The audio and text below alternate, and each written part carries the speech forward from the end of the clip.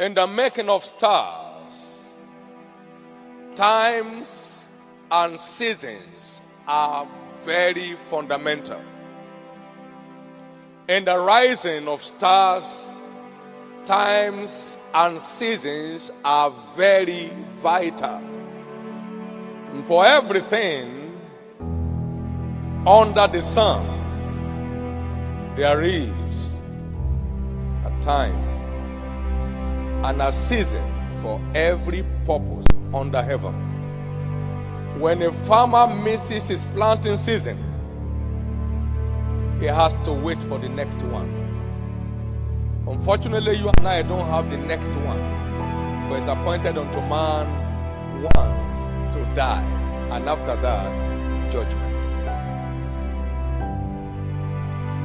John Dell of the Dell Corporation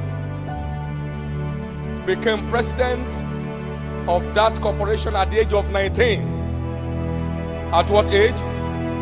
At the age of 19. He now retired at the age of 40, having built that to a fortune that is of his own class.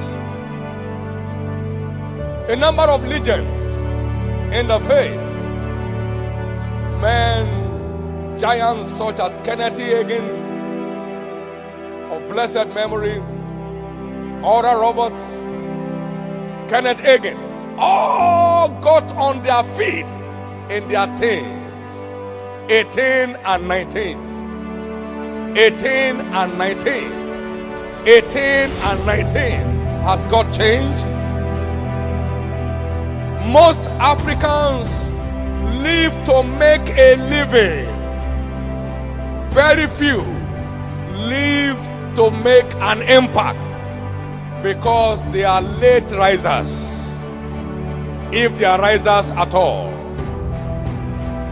This is so important. So at the age of 19, they should not be pushing you around. Your colleagues are already presidents of corporations in other parts of the world. At the age of 20, they should not be chasing you around. Where are you? Have you slept? Very shortly in your generation, you will find people 21 who will be president of nations. That's why your packaging must be visionary. You must have a visionary packaging. Billy Graham began his ministry at 20. He's still there. You are getting too old for a star. Get up on your feet and make your moments count. We are in a race. We are not in a fun. The earlier you enlist in the race, the greater the possibility of your stardom. It's not about hanging around. It's about making life count on a visionary platform. You don't have a spare life.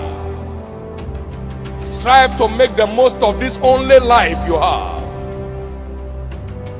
I said some time ago, those who don't have spare tires, they don't drive rough. Anything they see, they dodge it because they don't have a spare tire to change it. You don't have a spare life, so stop driving rough. If this tire punctures, you are grounded.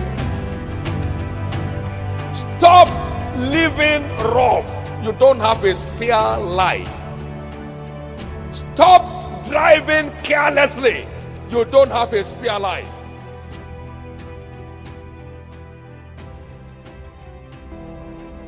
Have you ever met any man which has retired from civil service, for instance,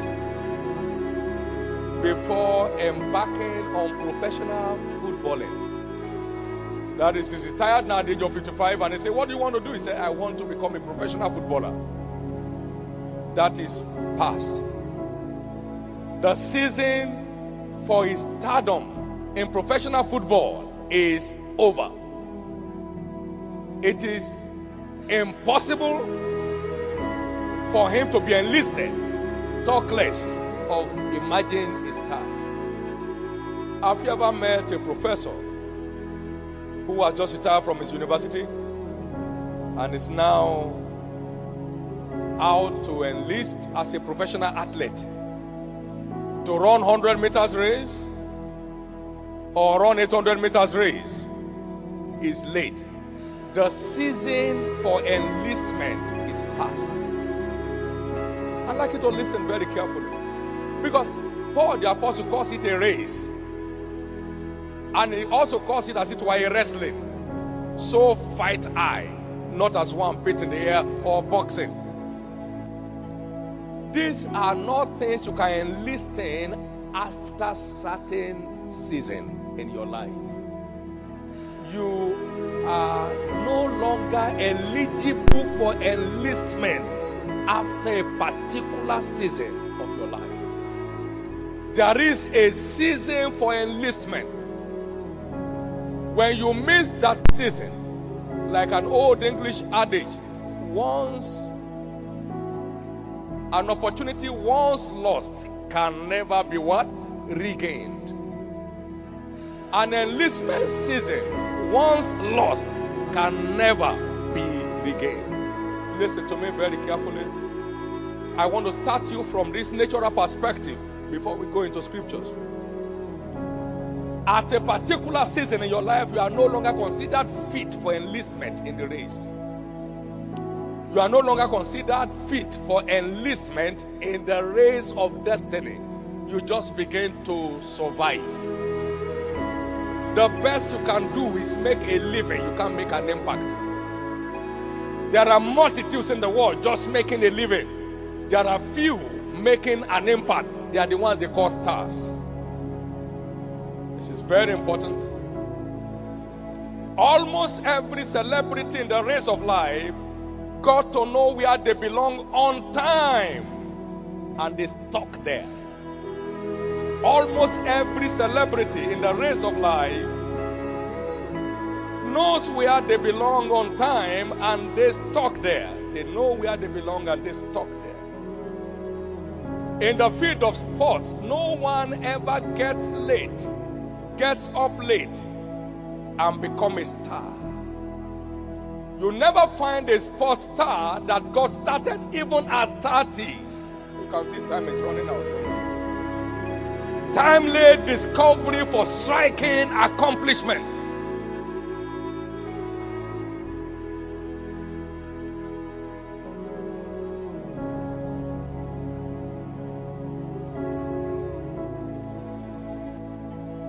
Joseph the Great, in Genesis 37 verse 2, at the age of 17, he caught a vision.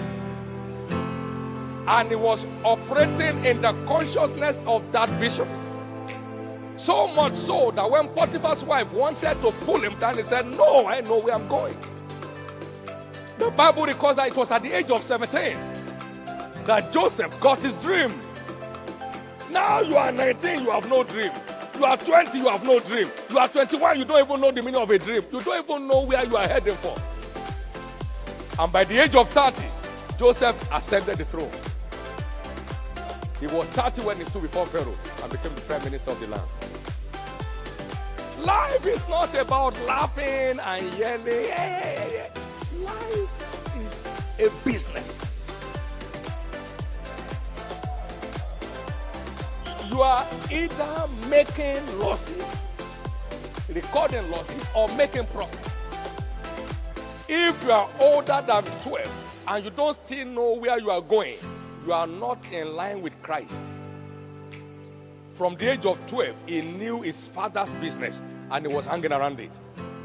If you are 17 and you still don't have a bearing for your destiny, you are already working behind schedule. You need to wake up. I'm privileged to be in the ministry. I have never seen any latecomer in ministry that ends up a star. I've never seen one. And I love biographies a lot. How old was Michael Faraday when he struck the deal? He was a teenager. How old was Benjamin Franklin? He was a teenager. When he was spending his food money to buy books, and by so doing developing himself until he became a legend. Both of them were printing apprentices. They were apprentices in the printing shop. Both of them taught themselves how to read and write because one of them had only 2 years formal education. But with a sense of mission, they gave meaning to their life. You know how many schools you have gone? Most of you are graduates already. These ones didn't go to school, but with a sense of mission, they made their life to count.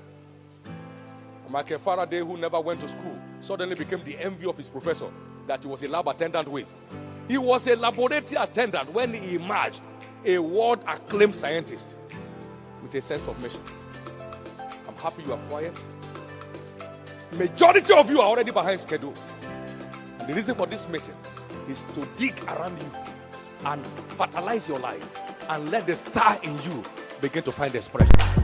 You know, one of the benefits of vision is self-discipline. You can't know where you are going and not package yourself to arrive there. That's why when they say your flight is so time, you are going so where. I mean, every other thing is under your control to meet that time, isn't it? Every other thing, particularly if you are going on, an international flight, and they say the gate will be shut at 10. You leave your food behind to catch up with the flight. I'm saying the flight of destiny is about taking off. And are you still loitering around the streets and joking all around and jesting everywhere and doing nothing to show that you don't want to miss the flight? You can't really have where you are going and not be committed to getting there. Because Joseph could see himself on the throne, he knew that Potiphar's house was only a passage to the palace. He would not be trapped in Potiphar's house. It was only a passage for him to the palace. So he packaged himself dangerously, not to be trapped in Potiphar's house. He got to the prison. He was a reigning king in his mind. He was in charge of the prisoners. Just like the great man Nelson Mandela said, many years as a child, he sat behind a small Baptist church in South Africa. It was in the heat of apartheid. And he said to himself, someday I will be the president of this people. Someday I'll be the president of this people. What he saw in the prison should kill him, but his vision was alive. There was a time they dug the pit like those apartheid people were doing and put him in the pit and covered his body with sand and were urinating on his head. Someday I'll be the president of this people. Vision was living. Even though the body was dying, vision was living. Did he become president or not? You can't have a vision and not have the endurance and not have the discipline to maintain your course to actualize that vision. Because I already saw a 50,000 seat capacity auditorium. I will not be deceived by 5,000 people gathering. Or now think, oh yeah, we got there. We are not there. Where we are going is still farther than where we are. So let's go. Can I hear you loudest?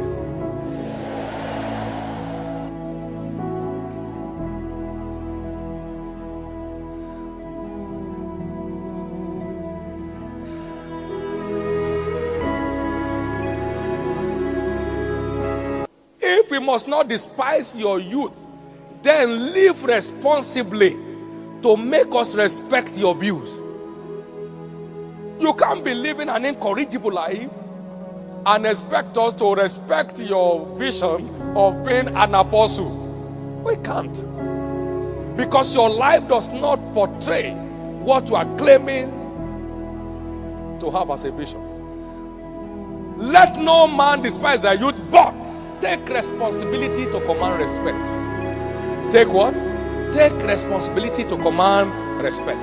Let no man despise thy youth, but take responsibility to command respect. And verse 13, till I come, give attendance to reading, to exhortations, and to doctrine. That is, equip yourself to match your task. So I'm asking you, therefore, invest your time, your energy, and resources in reading, studying, enlarging your capacity of information and driving the vision that God has given you. This is so important. Let me run a brief of my life and see what it is like. I'd always carried a strange passion for God. I never knew it was going to be my lifetime assignment. I've told you before I got saved in 1969, I was 15 years old then. Got the privilege of preaching the first message in 1970.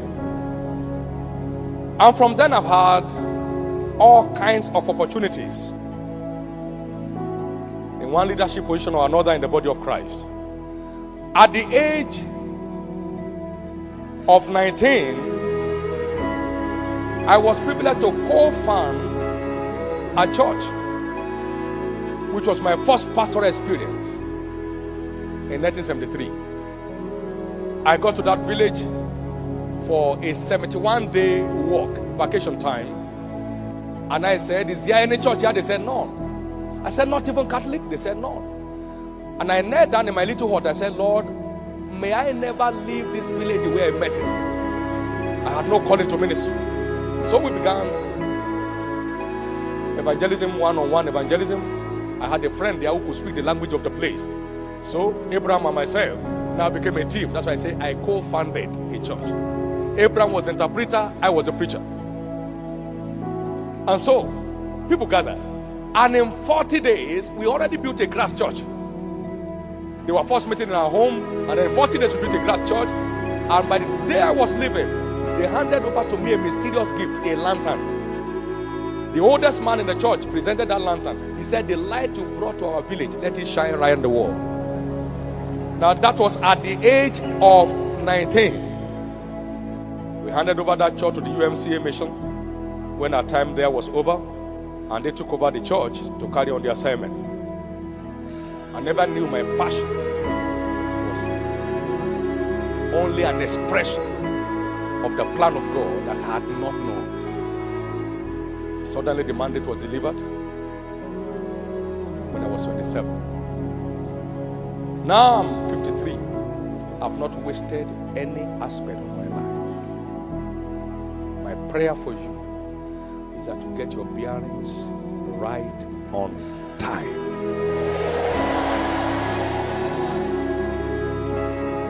I began investing in books that I knew consciously from 1974. I'm buying and reading, buying and biting. I was buying and biting the books. God's light was dawning on my heart. I was having series of encounters of all kinds. God was leading the way to go part-time.